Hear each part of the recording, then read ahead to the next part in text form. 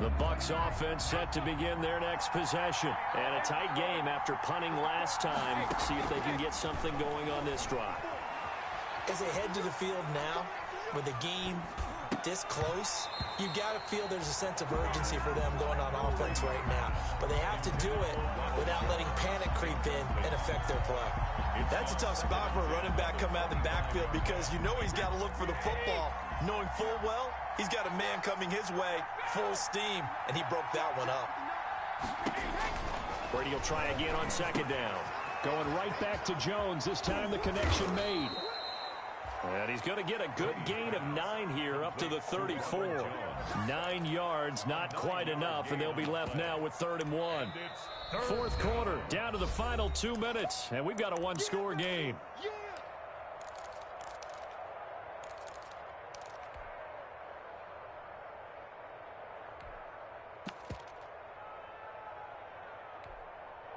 So it's Buccaneer football as we welcome you back.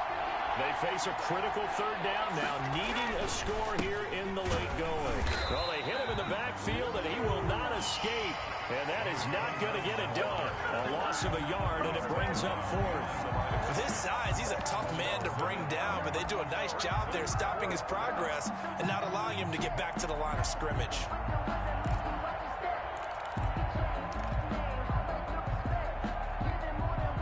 Down 7, and they've got to go for it here on 4th down.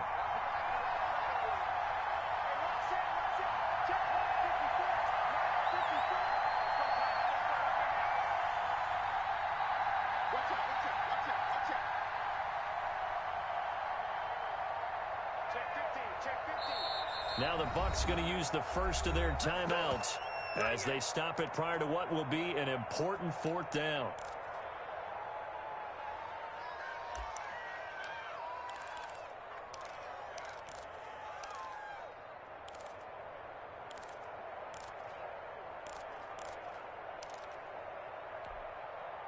One score down. Here we go. They're going to go for it here on 4th down.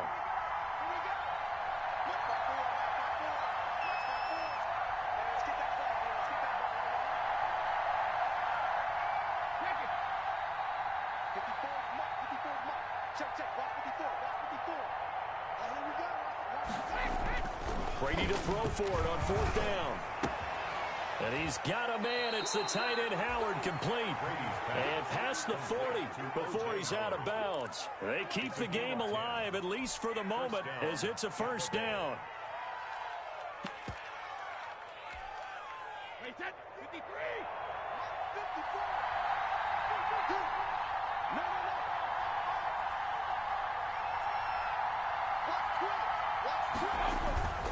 Now a 1st down carry by Jones. And he goes out of bounds, it looks like right at the 50. That time the right guard sending him backwards. And so many different types of guys rotate in on the defensive line now, depending on situations. You can get the bulky guy, the fast guy. No matter what, though, you can't hold them.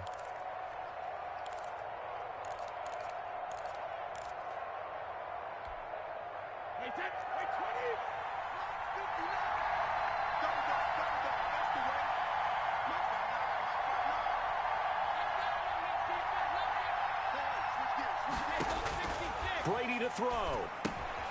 They'll set up the screen for Freeman. And he went nowhere. Well, he went backwards, back to the 33. The completion, but they go in the wrong direction. A loss of yards, and now they're dealing with a 2nd and long. He finds his tight end Howard. That's complete. Brady's pass. The Bucs going to go ahead and use the 2nd of their timeouts as they get the stoppage with a little over 50 seconds left to go in the game.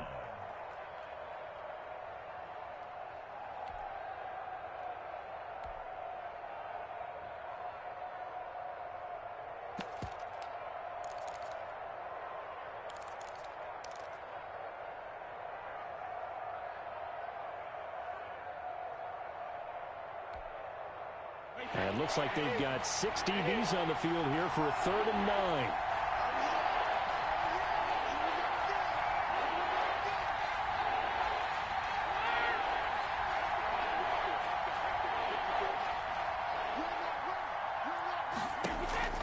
Back to throw, Brady. And the throw there going to be incomplete. That would have been a tough catch, but in this 2-minute drill, those are the ones you really hope your guys come up with. Yeah, you don't want your guy to be able to take the out because it was a tough catch. You needed him to come up with that one because if he does, it alters the perspective of this 2-minute drill, doesn't it? And a tough ask here. They're going to go for it on 4th down and 9.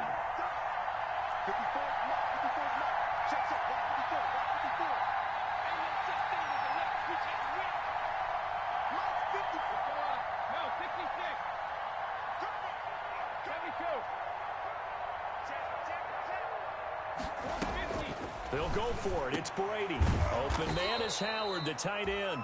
And they'll get him down as he's inside the 40. They keep the game alive, at least for the moment, as it's a first down. First down, Buccaneers. Now Brady. Well, that one sailed a bit, but the catch is still made. The Bucs forced to use their 3rd and final timeout as the clock will stop with 18 seconds remaining. At the 29-yard line.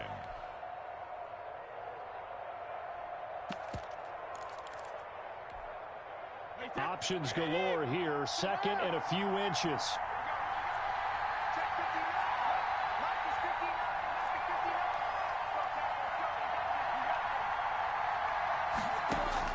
To throw is Brady.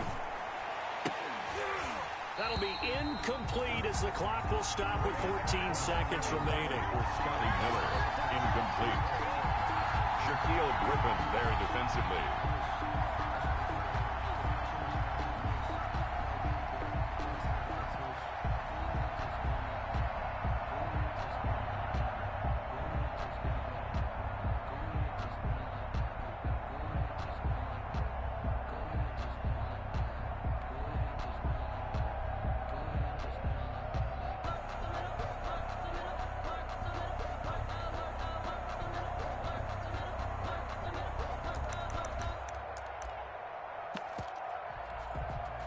An incomplete pass on 2nd down leads us to 3rd and inches. Now the Seahawks call the 2nd of their 3 timeouts. That'll leave them with just 1 remaining in this 4th quarter of play. An incomplete pass on that last play, and that means they'll need to come up with something here on 3rd down.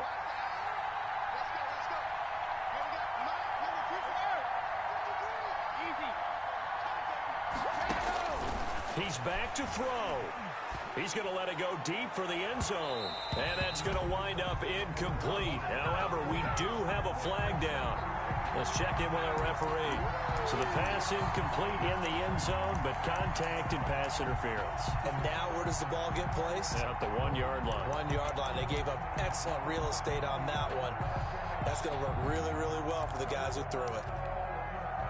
A looming decision to make on the conversion, down 7, but first things first, they need to score as they come up on 1st and goal. And he is across and in for the score. And now they can tie the game in the final stages with an extra point. Or they can go for 2 and go for the win. Yes, sir, that touchdown puts them in striking distance. And let me tell you something, forget being conservative here. Go for it. Go for 2. Well, going for it on the road. Want to win it right now. Well, win it right now. Have the momentum. Go ahead and get it done. Don't forget the extra point. It's up and good. And we may very well be headed to overtime. So here comes the kickoff now, all even here in this 4th quarter. Fielded just outside the goal line. And he will make it to the 20-yard line and no further. First and 10 at their own 20-yard line.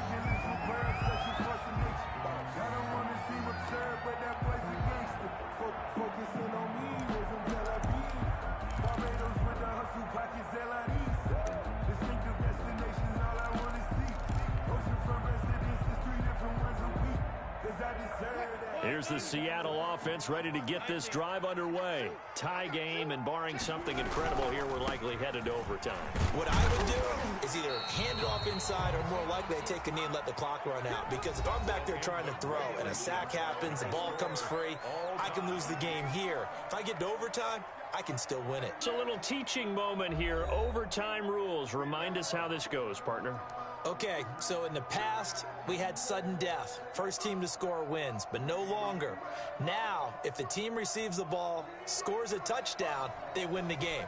If they kick a field goal, though, or don't score, the other team gets a possession. And after both teams get a possession, then we're into sudden death. First team to score wins the game. And this will be a touchback as that sails over the end line.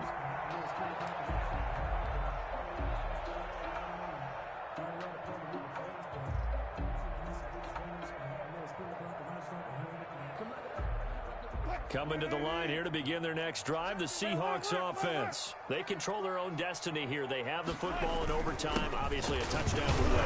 And I think teams around the league are still adjusting to the idea of going downfield, scoring a touchdown wins the game, because they were used to just going downfield and trying to get in field goal range to win a game. Still having to make that transition. Let's face it now, the ones who are doing it best know they need to go down, attack, put the ball in the end zone, and not leave it up to a field goal and give the other team a chance. As we said, they control their own destiny now. On third down, Penny, and he went backwards. He'll be down at the 30. The ball carrier. A loss of a yard, and it brings up 4. So a big move here, playing to win in overtime. They're going to go for it on 4th down. They'll try and throw for it with Wilson. Eluding the pressure right. And he's got Lockett. And he gets this up across the 35 before he's out of bounds. A gigantic call there in overtime, but it pays off with a first down. 37-yard line. Line of scrimmage, the 37 on 1st and 10. Now Rashad Penny. And this will be stopped at the 44. That one good for 7 yards. To Rashad Penny. The tackle made at the 44-yard line. From the 44, Wilson. Oh, the Buccaneer pressure too much. Down he goes. Now, we talk about players blitzing all the time. I often laugh and sometimes call it just straight-ahead pursuit. What a running start right back to the backfield for him. Yeah, it really didn't give anybody a chance to get up there and stop him. No, I mean, that's really, really difficult. You're asking a whole lot anyway, but when he gets that kind of a start and comes through clean, oftentimes the advantage definitely goes to the defensive player. Oh, and it's intercepted.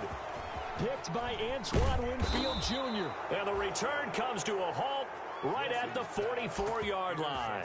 A costly mistake here in OT. And you know what they say, when you throw an interception like that in overtime, you don't usually get a chance to throw a second one. I mean, I'm not sure the analytics on it. Let's ask Marvin, our statistician, to ring that down for us. That's typically how coaches and teams feel about it. If you throw one, you likely cost yourself the game. And maybe a measure of revenge there. He's had his way in this one, but this time they get him behind the line. Officially, it's a 1-yard loss. That's going to bring up 2nd and 11. After the loss to start out, here's 2nd and 11.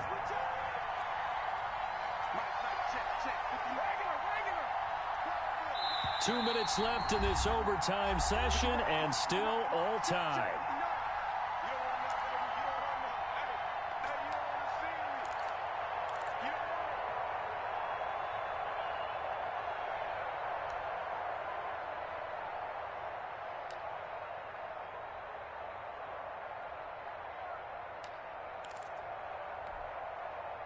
Second and 11 now.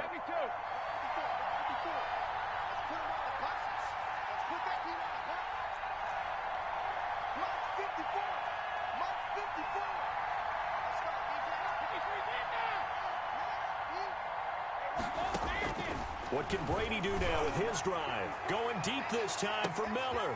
And this is caught. And he's into the end zone. Touchdown, Buccaneers. Touchdown, Tampa Bay.